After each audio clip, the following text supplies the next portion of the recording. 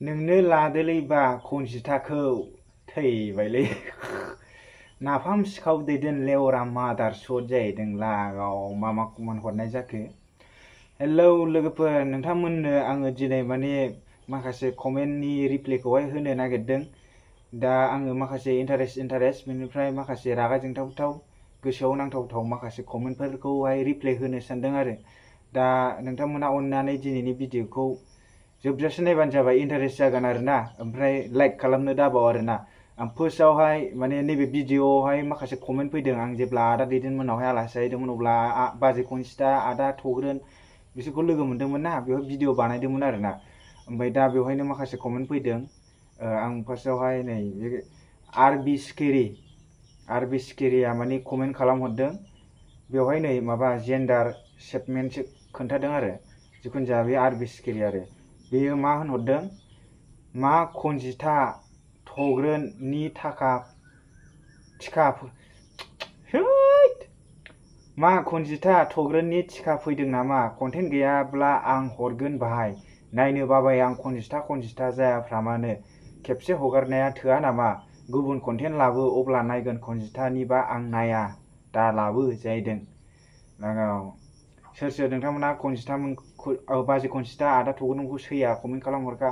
आरो जाय बाजै खनजिथानि फेन नोंथांमोना कमेन्ट खालामहरबानो जाबाय आरोना, लाइक खालामसिजोब। दा आं रिप्लाइ खालामसै बेनिखौहाय माने कन्टेन्ट गैयाब्ला आं हरगोन बाहायनो। आरे हरबानो जायोना। कन्टेन्टखौहाय जानला मोनला क्रिएट खालामनो हायो नामा? दा आं ब्लग भिडिअ बानायग्रा हिसाबै जेनेब्ला आङो मा होनोमोनलाय आदा दैदेनमोनावहाय आलासि जाहैदोंना, गुटखा मास्टारजों आंजों थांदों। गुटखा मास्टारा हारसिङै रावबो लोगो गैयैनि आंखौहाय लानानै थांफादों आरो। बेवहाय आलासि जाहैनायावहाय भिडिअ खालामनाया माथो गोरोन्थि जाखो? आंना इउटुब चेनेल दं नालाय, आंहाबोथ' बिसोरखौहाय माने देखायनांगौ ना भिडिअनि गेजेरजोंहाय। मा आलासि जाहैब्ला बिसोरखौ भिडिअ खालामना हगारनो मोना नामा? आरो नोङो आर बि सिकेरिया माने आंनो माने कन्टेन्ट गैयाब्ला आं हरगोन बाहायनो। कन्टेन्टनि खोथा रायलायदों। कन्टेन्टआ जानला मोनला जायालै भाइ। कन्टेन्टआ मोजां जानोब्ला नोङो बाहेरायाव ओंखारनो हानांगोन, बाहेरानि भिडिअ लाबोनो हानांगोन। आं दा न'आव थानानै भिडिअ बानायोब्ला नोंसोर नायगोनसो।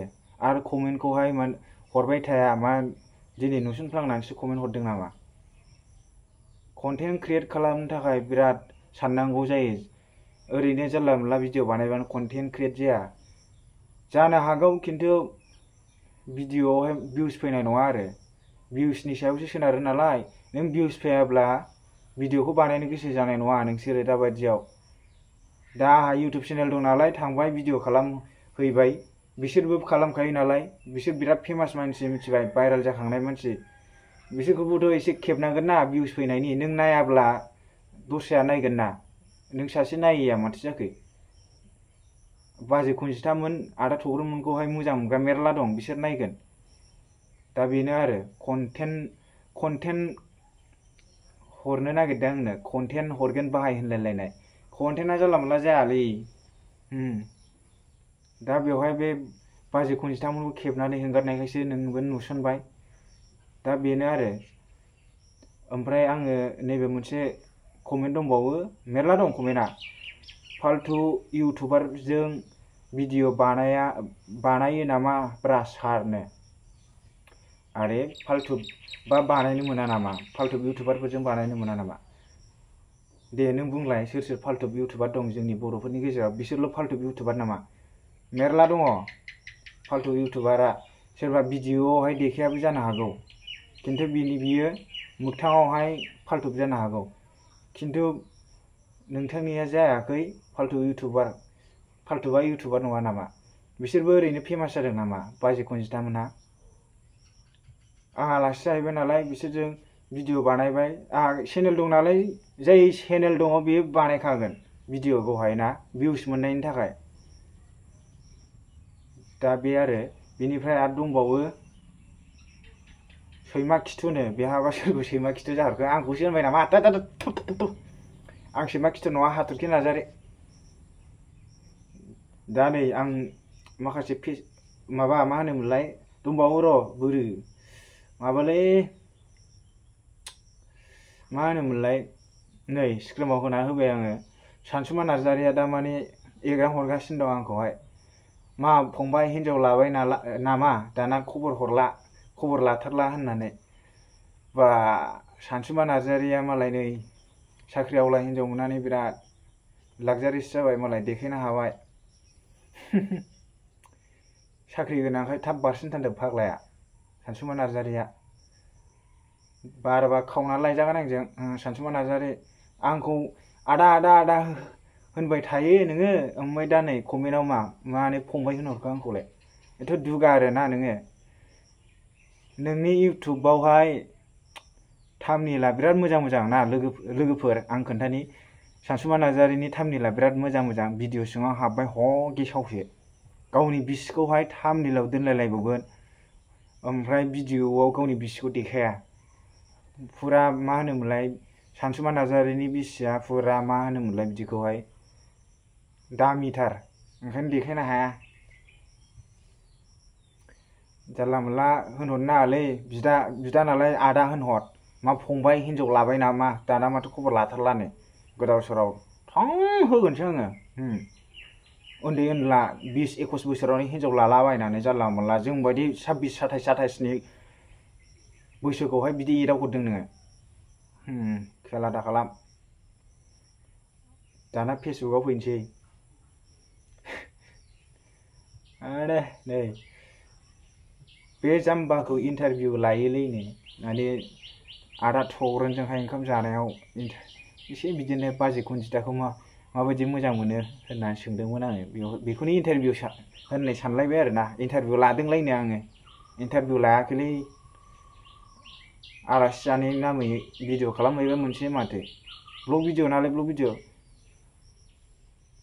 ओमफ्राय नै मोनसे कमेन्ट दंबावो, बा गावखौनो भाइराल जाखानायसो होनना गोग्गानासो लाबावो लासिं सिंनो, मानि मा नांनायनि मा टेलेन्ट थानायनि भाइराल जाखो बियोनो। अजित बर' फेसबुकनि दे बियो। आरो भाइराल जानो जेबो टेलेन्ट थानाङा, मोसानो रोंलायनाङा, गान खनलायनो रोंनाङा, गिटार दामनो रोंनांलाया, मिथिबाय दा, एक्टिं देखायलायनो रोंनांलाया। बिसोर मारै भाइराल जादों नोंथांमोना नुना मिथिखाबाय। आजिखालि फेसबुक इउटुबाव फैसा खामायनो फैदों, गोरलै नङा भाइराल जायाबा। मा नंदों अजित बर', भाइराल जाबासो डलार, आमेरिकानि डलारखौ मोननो हायो। आजां गाजां इउटुबार फेसबुक क्रिएटर ओंखारबाय, सोर साबेसेखौ नायनो जाय भाइराल जादों बिनियाव स' थांजोबसै भिउवार्सफ्रा। मा नंदों दा नै आरो दंबावो, भिउसनि थाखाय लोगो हमहैबायबा नोंबो नो। पंकज रामसियारि, भिउसनि थाखाय लोगो हमहैबायबा नोंबो नो। आरे भिउसनि थाखाय नङालै बाहाय, आलासि जाहैदों आङो। आलासि जाहैनायावहाय लोगो मोनलायबाय नालाय, आंना चेनेल दं नालाय आं भिडिअ बानायबाय, माथो गोरोन्थि दं। नोंबो चेनेल दंबा नोंबो बानायगौमोन, मिथिबाय दा। आरो नै मा होनोमोनलाय नाफाम सिखाव दैदेन लेवरा मादार सट, मा होननाय जादों बियो गोदाव सोरावनो। आंनि कमेन्टआवहाय बिदि दाहर। आरो नै मा दंबावो, नोंनो लादोलै बा खनजिथाखौ बाजै खनजिथाखौ लाजायो मोनबा। फेसबुकनि फैसा जानानै थागोन ना माथो बेलाय, फेसबुकावनो आजां गाजां डलार खामायखायो जोंना बाजै खनजिथाया। नोंसोरलाय मा खामायनो रोंगौ। ग्रेड 3नि बेथनजों समान मोनो बियो, 15-20 हाजारा ओरैनो मोनखायो मासाव, मिथिबाय। मा नंदों जों थांनानै लोगो मोनहैनानै मिथिगौब्रा। जोंनो थारला थुरला फेसबुकनि पेमेन्ट मोननाय मानाय, इउटुबनि माबानि थारला थुरला जोंनो खोन्थाना लाजोबदों। जों सोङो बिदिखौ, मिथिबाय। मा मोनदों नोंसोरलाय मा रोंगौसै, हायो नोंसोर भाइराल जाग्राफोरजों। दे दा लोगोफोर, दिनैनि भिडिअआ बेखिनियावनोसै। बोराबनो नाङा सोरबा सोरबा बायदिसिना होनजादोंबाबो माने आंनाबो भिडिअ लाबोनाया रायलायनाया माने जानो नागिरा सोरबा सोरबा जावहरगोनलाय बे दा बेखिनियावनो आरो दिनैनि कमेन्ट फरायनाया इन्टारेस्टआ दा नोंथांमोना कमेन्ट खालामहरबाव रिप्लाइ होजानो लुबैदोंब्ला आरो जाय जाय गाज्रि कमेन्ट हरदों बिसिनि फट'खौहाय स्क्रिनशट खालामनानै भिडिअ'आव होगोन आङो दा बेखिनियावनो दे लोगोफोर जाय जाय बाजै खनजिथा आदा थग्रोननि बिग फेन नोंथांमोना कमेन्ट खालामहरबानो जाबाय लाइक खालामनानै थांबानो जाबाय दाबाव दे लाइक खालामनो थेंक इउ फर वाचिं